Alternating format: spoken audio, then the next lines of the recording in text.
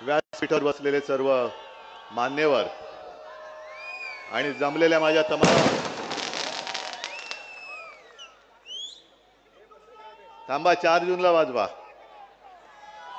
आणि जमलेल्या माझ्या तमाम देशभक्त बांधवांनो, भगिनींनो आणि मातांनो, संपूर्ण महाराष्ट्रभर फिरतोय आणि कोकण तर माझ्या हक्काचं आहे.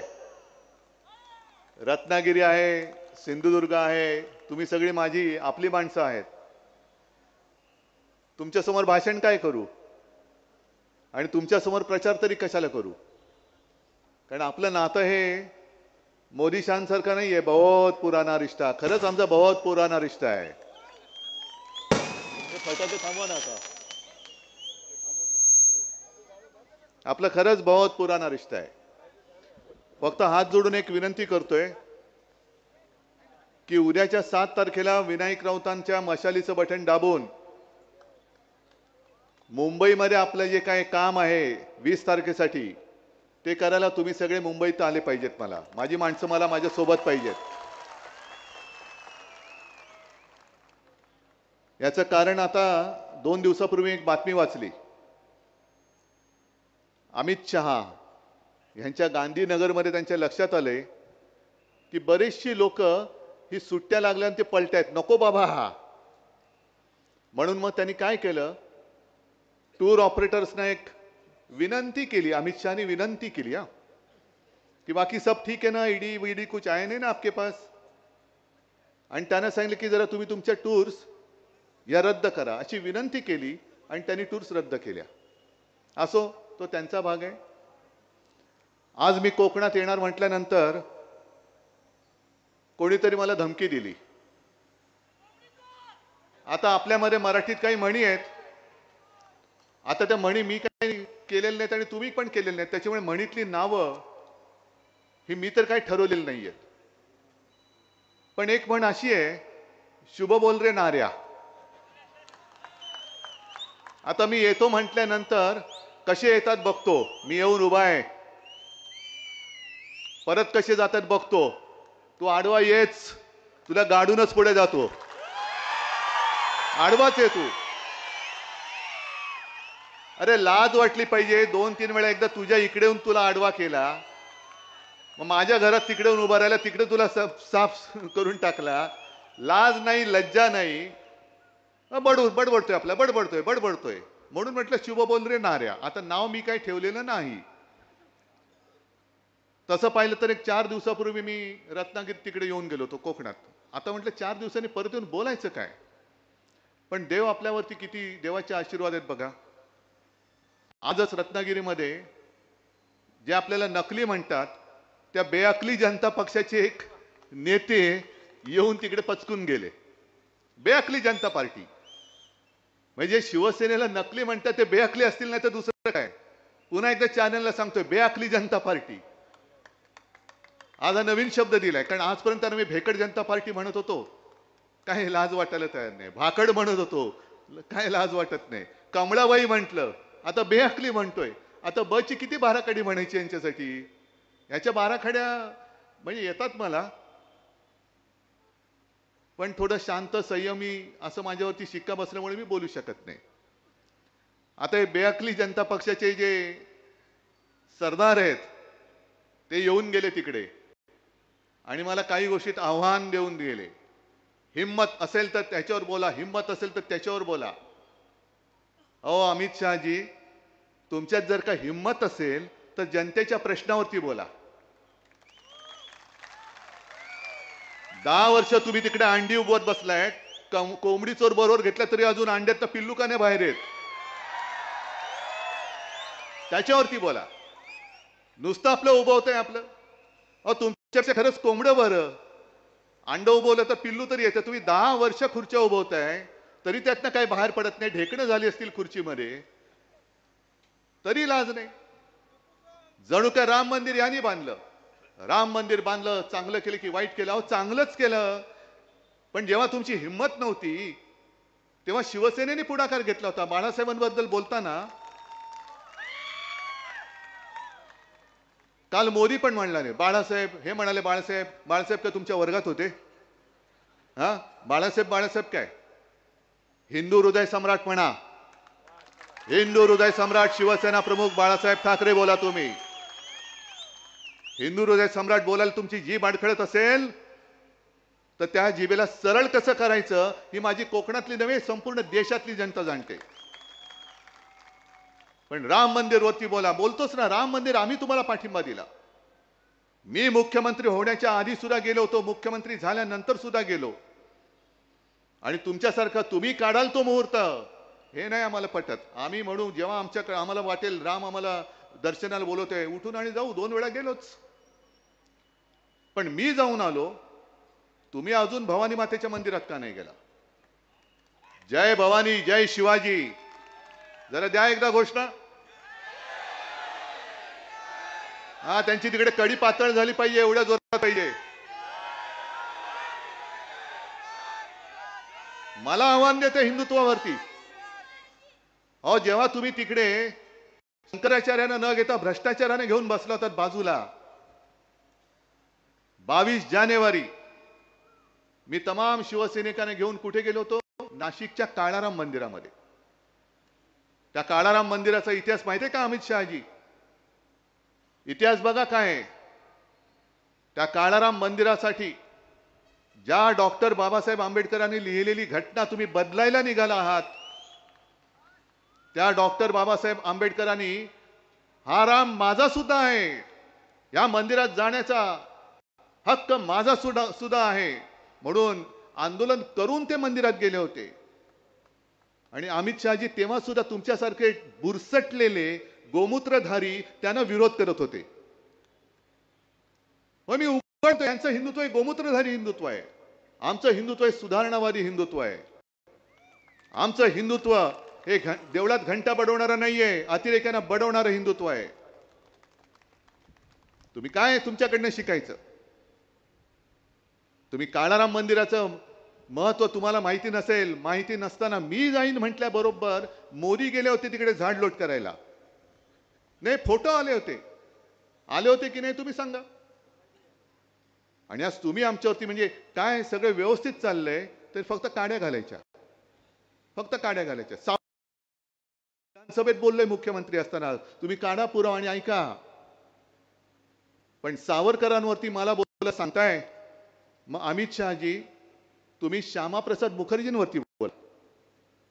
कारण कोणालाच माहिती नाहीये श्यामाप्रसाद मुखर्जी म्हणजे ज्यांनी जनसंघ स्थापन केला, म्हणजे राजकारणातले बाप यांचे.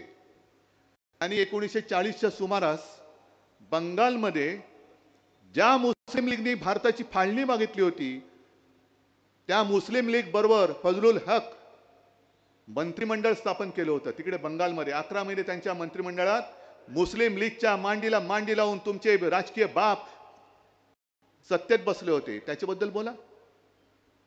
काँग्रेस जेव्हा लढत होती, चले जाओचा नारा दिला 42 साली गांधीजींनी, तेव्हा तुमचेच श्यामाप्रसाद मुखर्जी यांनी तिथल्या गव्हर्नरला पत्र लिहिलं होतं की आम्ही इंग्रजांना पाठिंबा देतो. का? त्यांच्यासाठी नाही, पण इकडे चांगली कायदा सुव्यवस्था आणण्यासाठी इंग्रजांना पाठिंबा देतो. म्हणून चले जाओ चळवळ कशी वाईट आहे, तिला कसं ठेचलं पाहिजे हे तुमच्या श्यामाप्रसाद मुखर्जींनी लिहिलं होतं. ते का नाही बोलत?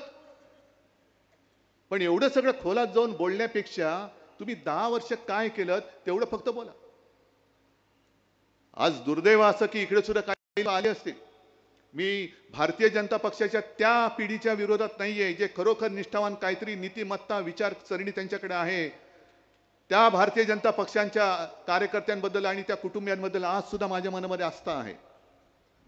त्या संघाच्या कार्यकर्त्यांबद्दल आज सुद्धा माझ्या मनात आस्था आहे. पण त्यांच्या मनात जो प्रश्न आहे की अरे काय वेळ आली, कमळाला मळाचा प्रचार करायला लागतोय. हातात कमळ आणि कोणाच्या मळ शी. मग एका बाजूला विनायक, दुसऱ्या बाजूला खलनायक. बरं खलनायक कमी पडत असेल तर चिखलनायक. काय ही भारतीय जनता पक्षाची म्हणजे बोगस भाकड काय भेकड म्हणतो मी एवढ्यासाठी म्हणतोय की मध्ये मोदीजींनी एक सांगितलं की काँग्रेसचा जाहीरनामा कसा आहे. अहो तुमचा जाहीरनामा तुम्ही पहिला वाचलात का? आता काय झालंय, मोदी सरकार नाही राहिले, हे गजनी सरकार झालेलं आहे. हे गजनी सरकार आहे. तुम्ही 2014चा तुमचा जाहीरनामा काढा, थापानामा 19चा काढा, आणि काय काय नाही केलं ते का नाही केलं हे लोक सांगा. पण मोदी आता काय देशाचे प्रश्न विसरून गेलेत. आणि मग काँग्रेस काय करणार, ज्यांची मुलं जास्त आहेत त्यांना तुमची संपत्ती काढून देणार. अहो, तुम्हाला राजकारणात मुलं नाही होत, आम्ही काय करू शकतो, आमचा काय दोष आहे. म्हणून आमची मुलं तुम्हाला कडेवर घ्यावी लागतात. पण ते करताना भाजपचं काय झालंय, ती कचरा उचलण्याची गाडी येते ना गावात, कचरा जो आपण घराबाहेर टाकतो तो कचरा उचलतात, गाडीत टाकतात. आणि आता निवडणुकीमध्ये असं मी कुठे पाहिलेलंच नव्हतं, ते पहिल्या प्रथम बघतोय, कचऱ्याचं प्रदर्शन लावलंय. सगळे कचरे, ज्याला बाळासाहेबांनी गेट आउट सांगितलं होतं, हाच तो तुमचा इथला उमेदवार आहे. हीच मस्ती होती त्यावेळेला. तुला बघून घेतो, तुझं अमुक करून घेतो, काय घेतोस तू, जा घे, काय करायचं कर, गेट आउट. आणि कोणाला धमक्या देतोस. या धमक्यांना कोकणवासियांनी कधीच गाडून टाकलेलं आहे. तो काळ तुम्ही आठवा. 2005 पर्यंत यांची मस्ती होती. आणि ती पोटनिवडणूक संपूर्ण दहशतीच्या एक सावट होतं. मी स्वतः इकडे 8-10 दिवस राहिलो होतो, गाव वाड्या वस्त्या पाड्यांमध्ये जात होतो.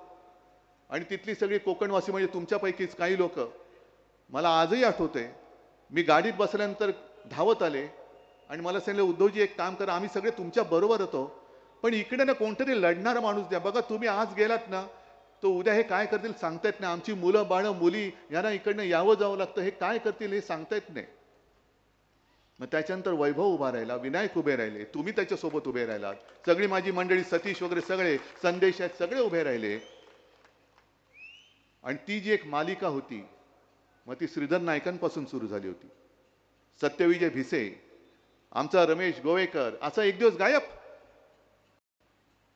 अंकुश राणे, ही सगळी मालिका तुम्हाला माहिती आहे. कसं कसं घडलं, हत्या झाली, पळवला गेलाय, कोणी पळवलं तेच माहिती नाही. असं होऊ शकतं काय, भुताटकी आहे. आणि अमित शहाना हे काय माहिती नाही. आता राणेना मत म्हणजे मोदींना मत असं म्हणत असतील, तर ह्या गुंडगिरीला मत म्हणजे मोदींना मत असं तुम्हाला म्हणायचंय. या हत्या झाल्या कशा आहेत ना, तुमच्याकडे केंद्रीय गृहमंत्री आहात तुम्ही. मग या हत्यांचा शोध तुम्ही लावा ना, पण मिळणारच नाही, धागेदोरी मिळणार नाही. कारण जो जो तुमच्या भाजपात आला तो तुमच्या वॉशिंग मशीन मध्ये धुवून चकाचक झाला असं तुम्हाला जरी वाटत असेल, तरी जनतेच्या डोळ्यामध्ये त्यांनी केलेली पाप ही आज सुद्धा कायम आहेत. आज सुद्धा कायम आहे. आणि इथल्या उमेदवाराला सुद्धा त्यांच्या सांगतोय की उगाच काहीतरी वाटेल ते बडबडू नको. आणि मी तुम्हाला सगळ्या कोकणवासियांना आवाहन करतोय, म्हणजे विनंती करतोय, उमेदवार निवडायचा ना, ठीक आहे, मी आता सध्या म्हणतो विनायक राऊतांचा आत्ता विचार न करता मी तुम्हाला सांगतोय ते करा आणि मग तुम्ही मत द्या.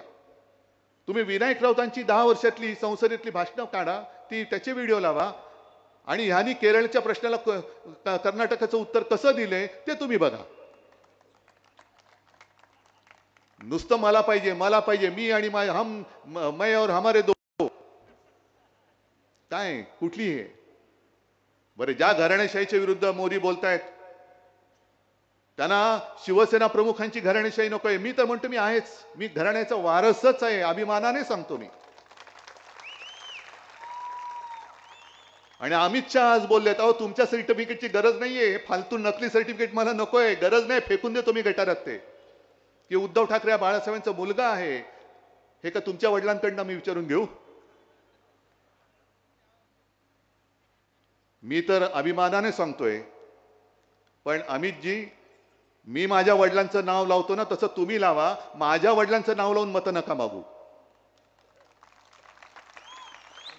तुम्हाला माझी माणसं चोरावी लागतायत, तुम्हाला माझे वडील चोरावे लागतायत. काय हो, तुम्हाला तुमच्या वडिलांचं नाव नाही, तुमच्या वडिलांचं कर्तृत्व नाही, मग लावा ना, तुमचं पूर्ण नाव लावा. आणि या लोकांसमोर मी माझं पूर्ण शिवसेना उद्धव बाळासाहेब ठाकरे लावून पुढे आलेलो आहे, तसं तुम्ही अमित शहा, नरेंद्र मोदीजी, तुम्ही नाव लाया आणि या.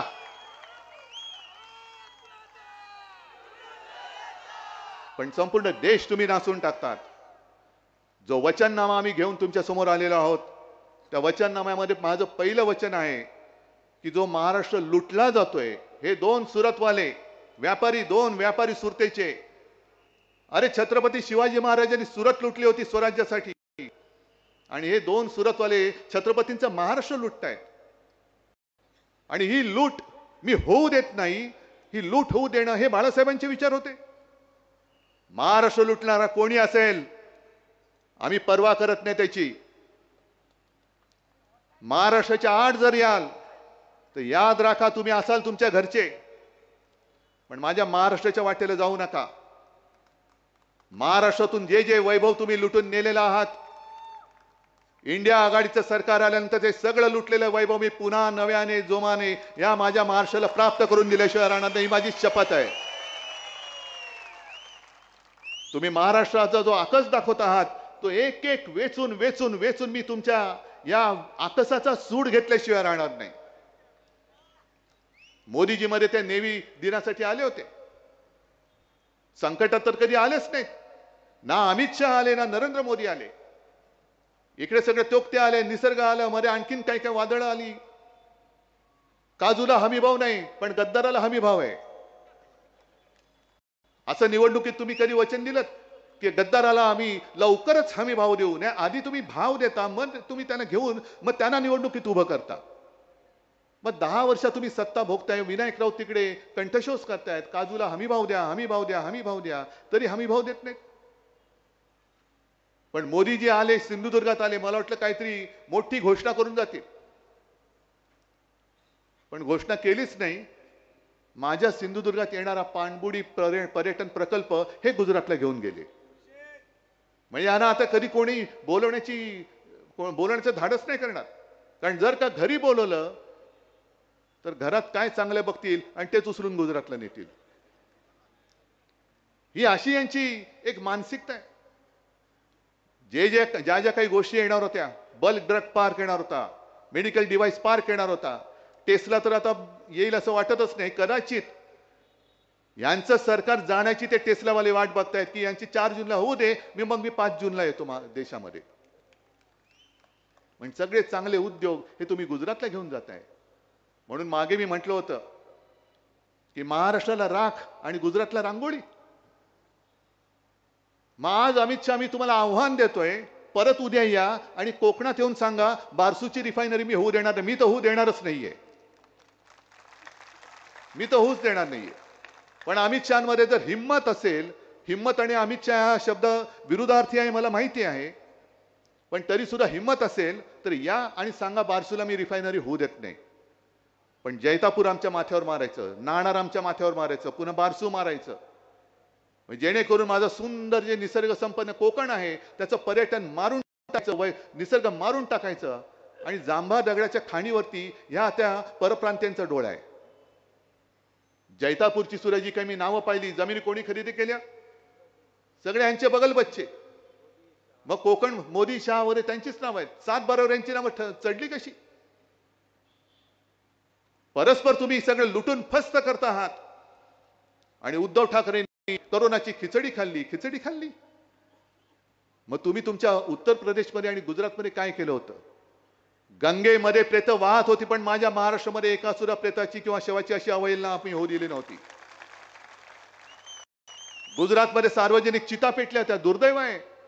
मी टीका नुसती नाही करत, पण हे दुर्भाग्य आहे, दुर्दैव आहे. एक तरी मला भाजप शासित राज्य सांगा की जिकडे महाराष्ट्राने केलं तसं फील्ड हॉस्पिटल उभं करून दाखवलं होतं. लस म्हणे मोदींनी शोधली म्हणून लसीवरती मोदींचा फोटो, मग खतावरती मोदींचा फोटो का टाकता? शेणखत आहे ना, तिकडे बैलाचा फोटो टाका. नाही, माझा प्रश्न साधा आहे. आता हे जे म्हणतात लस मोदींनी शोधली म्हणून त्याच्यावरती मोदींचा फोटो मी समजू शकतो, पण खतावरती मोदींचा फोटो का? हा कुठला नाही आहे? म्हणजे सगळीकडे मी आणि मीच, म्हणजे जे येईल ते फक्त मलाच पाहिजे, दुसरं कोणी बसायचंच नाही. त्याच्यानंतर दुसरं जे मी वचन दिलेलं आहे ते शेतकऱ्यांना दिलेलंच आहे. शेतकऱ्यांच्या बाबतीत काय जाते, संपूर्ण मराठवाडा विदर्भ वगैरे इकडे तिकडे फिरतोय. ती प्रधानमंत्री सन्मान योजना का काहीतरी योजना आहे का तुमच्याकडे? 6,000 रुपये येतात. PM किसान सन्मान योजना काहीतरी आहे. ते शेतकरी जे सांगतात फार म्हणजे मला कौतुक वाटतं शेतकऱ्यांचं. शेतकरी स्वतः सांगतायत की अहो हे 6,000 रुपये वर्षाला देतात, पण आमच्या खतावर GST, औषधांवरती GST, बी बियाणावरती GST, सगळी जी काही उपकरणं लागतात त्याच्यात GST, हजारो रुपये आमच्याकडनं घेऊन जातात आणि 6,000 रुपये भीक दिल्यासारखे आमच्या तोंडावर मारतात. म्हणून मी वचन दिले की शेतकऱ्याला जी जी शेतीसाठी आवश्यक ज्या गोष्टी आहेत, मग ते कीटकनाशक असेल, खत असेल, बी बियाणं असेल, इतर अवजार असतील, ह्याच्यावरचा GST माफ करून टाकायचा. शहरामध्ये अनेक छोटे छोटे व्यापारी आहेत, त्या व्यापाऱ्यांवरती GSTच्या धाडी पडतात. म्हणजे ह्यांचं सगळे जे चाललेले चंदा दो आणि धंदा लो. वैभव, तू जे बोललास ना की त्यांच्याकडे करोडो रुपयाचे निवडणूक रोखे आहेत, हे बघ माझ्याकडे किती निवडणूक रोखे आहेत. ते निवडणूक रोखेच आहेत आणि सगळे निवडणूक रोखे मी निवडणुकीच्या मतदानाच्या दिवशीच वापरणार आहे. पण तुम्ही GSTच्या माध्यमातून जे व्यापाऱ्यांना त्रास देतात, त्या GSTच्या कर प्रणालीमध्ये आम्ही बदल करणार आहोत. व्यापारी असेल गुजराती असेल, मी गुजरातला काही देऊ नये या मताचं नाहीये. गुजरातच्या हाचं असेल ते आम्ही सुद्धा देऊ, पण गुजरातला देण्यासाठी तुम्ही माझ्या महाराष्ट्राच्या तोंडात हात काढून देणार असाल तर तो हात आम्ही तोडल्याशिवाय राहणार नाही, हे मी महाराष्ट्रामध्ये सांगतोय. मी मुख्यमंत्री असताना इथल्या विमानतळाच्या उद्घाटनाला आलो होतो, चिपी, आणि बसले होते सूक्ष्म आणि लघु. खरं म्हणजे आनंदाचा दिवस. जे मी बोललो ना, शुभ बोल रे नार्या, अरे कोकणासाठी, जगासाठी कोकणाचे दरवाजे उघडतायत. तो विमानतळ आजपर्यंत नुसता होणार होणार होणार, आपण तिकडे रेटा लावला आणि तो विमानतळ करून घेतला, पण तिकडे सुद्धा असंच काहीतरी वेडवागडं बोलून घेते, मग काढली होती थोडीशी तिकडे. पण तो विमानतळ आज चालू आहे का बंद आहे? बाजूला मग काल मी त्या गोव्याच्या मोपा विमानतळावरती उतरलो, केवढं भव्य दिव्य विमानतळ केलेलं आहे. का हे सगळं वैभव तुम्ही आमच्या कोकणात का नाही आणत? कोकणामध्ये सुद्धा ते संपूर्ण हा किनारपट्टा आहे, गोवापासून हा संपूर्ण किनारपट्टा एवढा सुंदर आहे. इकडे तर आपले ऐतिहासिक किल्ले आहेत, महाराजांनी बांधलेलं सिंधुदुर्ग आहे. ज्या सिंधुदुर्गामध्ये गेल्या वेळेला आलो होतो, वैभवने खरंच चांगलं केलं. एकमेव जे आपल्या छत्रपतींचं मंदिर आहे, त्याच्यात शिवछत्रपतींना त्यांनी दगडी सिंहासन करून घेतलं. केवढं मोठं काम केलं त्यांनी, एवढं मोठं काम केलं. अहो मोदीजी, शहाजी, हे ह्याला कामं म्हणतात. नुसतं तुम्ही आलात आणि पर्यटन प्रकल्प घेऊन गेलात, येऊन नुसतं काहीतरी कोपरा लावून जाता. या गोष्टी मतदारांना तुम्ही जास्त काळ फसवू शकत नाही. आम्ही आणखीन जे वचन दिलंय, जे 95 साली आपलं युती सरकार आल्यानंतर महाराष्ट्रामध्ये आपण 5 जीवनावश्यक वस्तूंचे भाव 5 वर्ष स्थिर ठेवले होते. आता मी स्वतः प्रयत्न करणार आहे, देशात इंडिया आघाडीचं सरकार आल्यानंतर संपूर्ण देशात 5 जीवनावश्यक वस्तूंचे भाव हे स्थिर ठेवण्याचा मी प्रयत्न करणार आहे. सांगा ना, असं काहीतरी सांगा. जो रोजगार इकडनं पळून नेलेला आहे, तो रोजगार पुन्हा मी इकडे उपलब्ध करणार आहे. नुसता शहरात तर नाहीच, मुंबईचं जे आर्थिक केंद्र, वित्तीय केंद्र, हे सुद्धा तुम्ही गुजरातला घेऊन गेलात. डायमंड बाजार तो गुजरातला घेऊन गेलात. ते वित्तीय केंद्र जिथे होणार होतं तिकडे बुलेट ट्रेन कोणासाठी? अहमदाबाद मुंबई कशाला? गद्दारांना पळवाय की बसला इकडे का उतरला तिकडे? त्या बुलेट ट्रेनच्या जागी होणारं वित्तीय केंद्र सुद्धा इंडिया आघाडीचं सरकार आणल्यानंतर मी माझ्या महाराष्ट्रामध्ये मुंबईत आणि मुंबईच्या आजूबाजूच्या परिसरात आणेन, पण मी महाराष्ट्रात परत आणेन. ग्रामीण भागामध्ये सुद्धा जे लोक ते मुलं मुली शिकतायत, त्यांना त्यांच्या गावागावात, जिल्ह्यात, अगदी गावागावात, खेड्यापाड्यात नसलं तरी किमान जिल्ह्यात रोजगाराची संधी उपलब्ध करून द्यायचा माझा विचार आहे. आणि मला तोही दिवस आठवतोय जेव्हा वैभव, तू सिंहासारखा यांच्या अंगावरती चालून गेला होता, भेकडाने तुझ्यावरती हल्ला केला होता, त्याच्यात एक शिवसैनिक जखमी झाला होता. मी आलो होतो दुसऱ्या दिवशी. रुपेश. आणि मग इकडे आल्यावरती विचारलं कुठे येतो? तो गोव्याला. अरे गोव्याला कसा? नाही, इकडे उपचाराची सोय नाही. म्हणजे तुम्ही इकडे फक्त मारामारी करायच्या, लोकांची डोकी फोडायची आणि उपचार करायला सुद्धा जागा नाही. स्वतःची मेडिकल कॉलेज बरोबर चालतात, त्याला सुद्धा परवानगी मी दिली होती. मी पाहिलं नाही तेव्हा की कोणाचं कॉलेज आहे, कोणाचं हॉस्पिटल आहे, पण माझ्या कोकणासाठी कोणतरी काम करतंय, कर, चल, देतो परवानगी. मी ठेवू शकलो असतो. पण मी अडवलं नाही, हे पाप मी कधी केलं नाही. पण एका गोष्टीचा मला नक्कीच अभिमान आहे, हो अभिमान आहे, की मेडिकल कॉलेज शासकीय मी इकडे मंजूर करून दिलं. पण आता काय बंद पडलं वाटतं, पुढचं काम बंद. कार्डियक लॅब सुद्धा इकडची इकडे नको, कारण नाही तर आपलं कसं चालणार, म्हणून ती पाठवून दिली कोल्हापूरला. कोल्हापूरला पण झाली पाहिजे, पण माझ्या सिंधुदुर्गात सुद्धा मी करून दिल्याशिवाय राहणार नाही. कुठे नेली? कोल्हापूर ना, तेच इथून हलवली त्यांनी.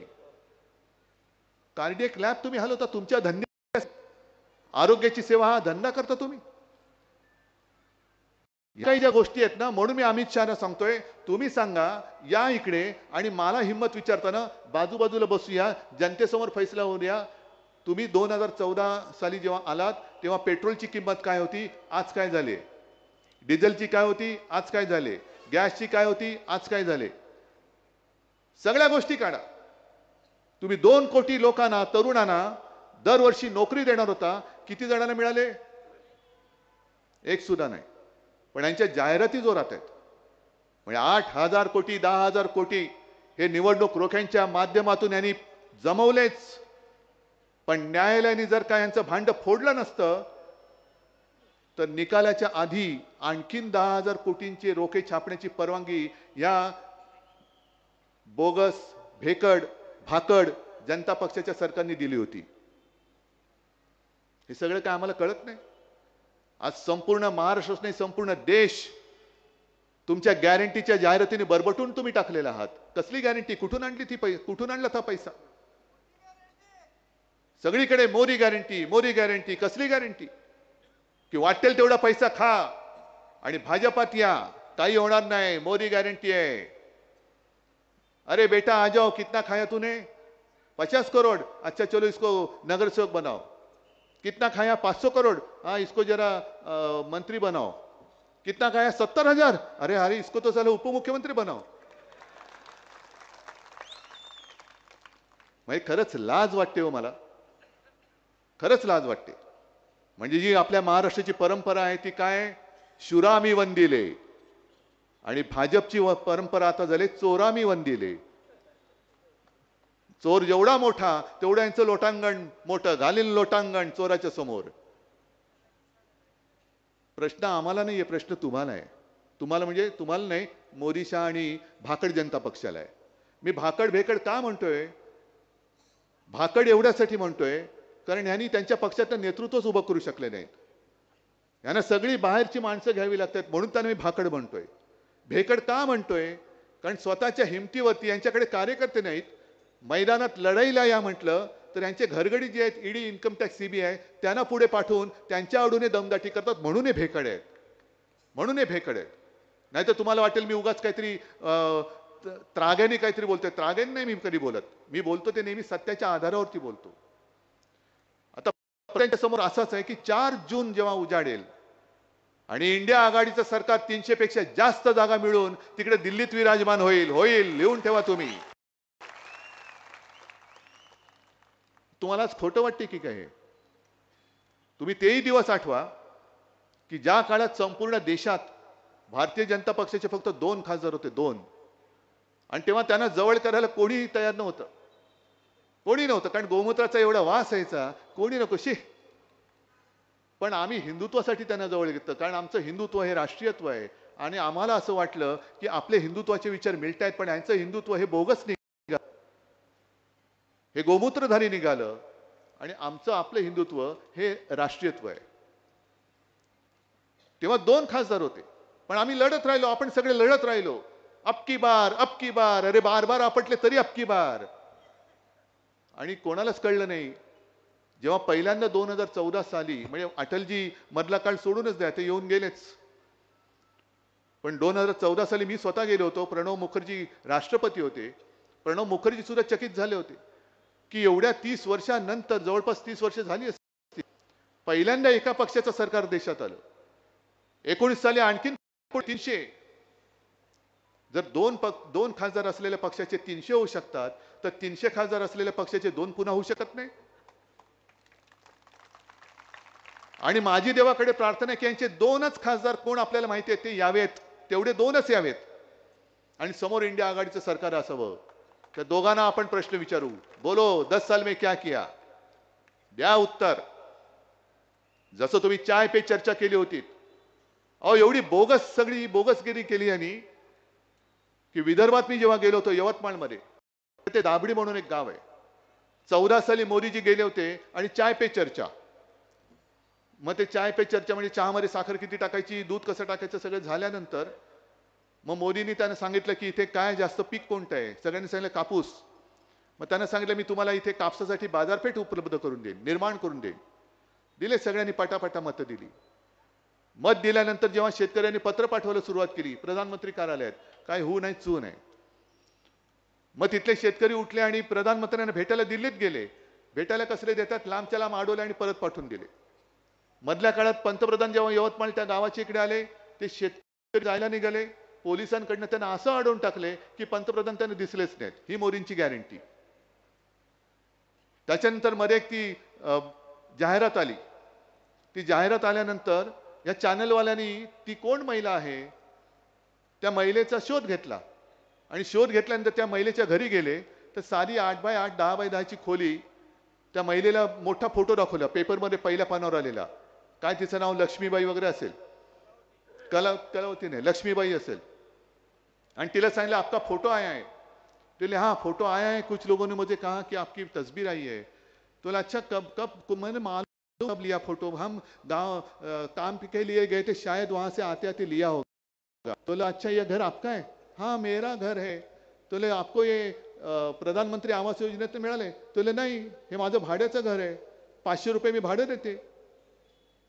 आणि त्याच्यात लिहिलं होतं की या बाईसारख्या आणखी 30 लाख लोकांना प्रधानमंत्री आवास योजनेतून घरं मिळाली. तुम्ही जे कलावती म्हणता ते वेगळं आहे. कलावती ते अमित शहा लोकसभेत बोलले होते, कलावतीला घर मोदींनी दिलं, पाणी मोदींनी दिलं, वीज मोदींनी दिली.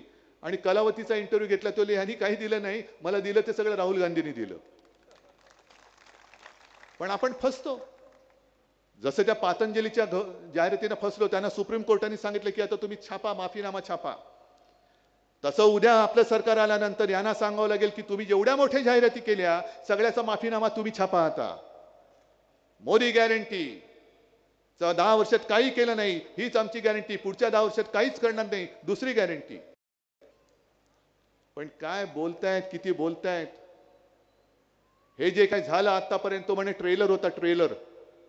म्हणजे पिक्चर किती भयानक असेल, पिक्चर किती भयानक असेल. गॅसच्या किमती आजपर्यंत एवढा वाढला, ट्रेलर होता. पिक्चर मध्ये तो आणखीन 5000च्या वरती जाईल.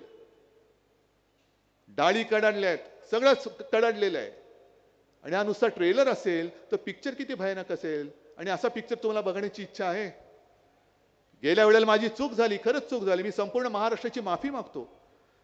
मला असं वाटलं होतं की आज नाही तर उद्या हे सुधारतील, पण सुधारायचं नाव नाही घेत. उलटा आता घरात घुसून घर फोडायला लागलेले.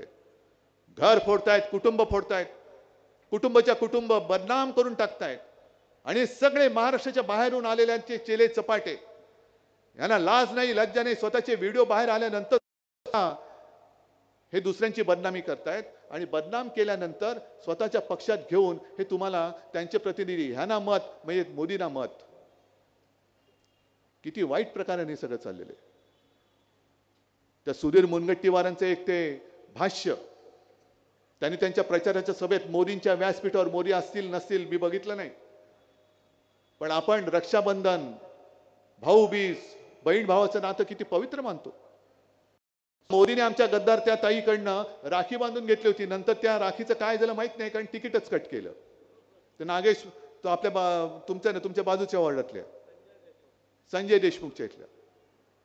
पण त्या मुनगंटीवाराने, तुम्ही व्हिडिओ तर जरूर बघा, बहीण भावाच्या नात्यावरती एवढं विकृत बिभत्स जी या भाकड बेअक्कली जनता पक्षाची मानसिकता आहे ती त्या सुधीर मुनगंटीवारांच्या तोंडातून बाहेर पडले. मुद्दामून बघा. आणि अशी मानसिकता असलेली माणसं ही आपल्या देशाची राज्य करते. हे देशाला नव्हे जगाला आपल्याला नाव सांगायला लाज वाटायला पाहिजे. आपण ही अशी सगळी मानसिकतेची माणसं, सडलेली कुजलेली.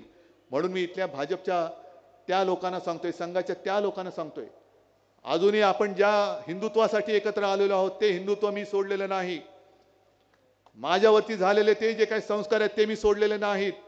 आणि मला असं वाटतं आपण आलो होतो तर त्या हिंदुत्वासाठी एकत्र आलो होतो, यांच्या या हिंदुत्वासाठी नाही. हे सगळं हडप हडप हडप मी आणि मीच, म्हणजे मी 14 साली पंतप्रधान झालो, 19ला पण होणार, 24ला होणार, 47ला होणार. अरे बाबा थांब, कुठेतरी ब्रेक मार, आपटशील कुठेतरी. तर त्यांना सुद्धा सांगतोय की हे जे काही संकट आहे, हुकुमशाहीचं जे संकट आहे, हे संकट केवळ आमच्यावरती नाही, तुमच्यावरती सुद्धा आहे. आणि यांना जी घटना बदलायची आहे, डॉक्टर बाबासाहेब आंबेडकरांनी लिहिलेली घटना, ती एवढ्यासाठी बदलायची आहे की एक साधा माणूस दलित कुटुंबात जन्मलेला, तो एवढा बुद्धिमान, आणि त्यांनी लिहिलेली घटना आम्ही मानायची. हेच ते मी बुरसटलेलं गोमूत्रधारी हिंदुत्व म्हणतो ते. हे एका दलित कुटुंबात जन्मलेल्या साध्या माणसाने पण बुद्धिमत्तेने अफाट असणाऱ्या त्या महामानवाने लिहिलेली घटना यांना बदलून टाकायचंय, म्हणून यांना 400 पार पाहिजे. तरी एक बरं आहे की हे जेव्हा 400 पार म्हणतात तेव्हा लोक काय म्हणतात? अरे मोठ्याने बोला ना, तडीपार. आणि त्यांना आता तडीपार केल्याशिवाय आता शांत बसायचं नाही. म्हणून मी तुम्हाला हात जोडून विनंती करतोय, गेल्या वेळेला माझी चूक झाली, खरं झाली, पण या वेळेला ती चूक होणार नाही. विनायक राऊत तेच आहेत. चिन्ह त्यांनी चोरलं असलं तरी आता ही मशाल भडकलेली आहे, मशाल भडकलेली आहे. धनुष्यबाण तुम्ही चोरला असाल, पण त्यांनी दुसरा जो एक कट केला की शिवसेना आणि कोकण, शिवसेना आणि सिंधुदुर्ग हे घट्ट असलेलं नातं त्यांनी इथून धनुष्यबाणच गायब करून शिवसेना तुमच्या मनातनं, हृदयातनं काढण्याचा प्रयत्न करतात. मान्य आहे तुम्हाला? आजपर्यंत आम्ही तुम्हाला साथ दिली, आजपर्यंत आम्ही तुमचं कमळ हातात धरलं होतं, तेव्हा सुखावलात. मशालीची धग काय असते ते बघा. आणि ती मशालीची धग जरा मला इथे सुद्धा बघायची. तुमच्या मनात जर मशाली पेटलेल्या असतील तर काल मी कोल्हापूरमध्ये सांगितलं तेच करतो. मोबाईलचे टॉर्च जरा ऑन करून दाखवा, मशाली दाखवा, आणि ते गाणं लाव, मुद्दाम लाव, जय भवानी जय शिवाजी आम्ही बोलणार. बघा ते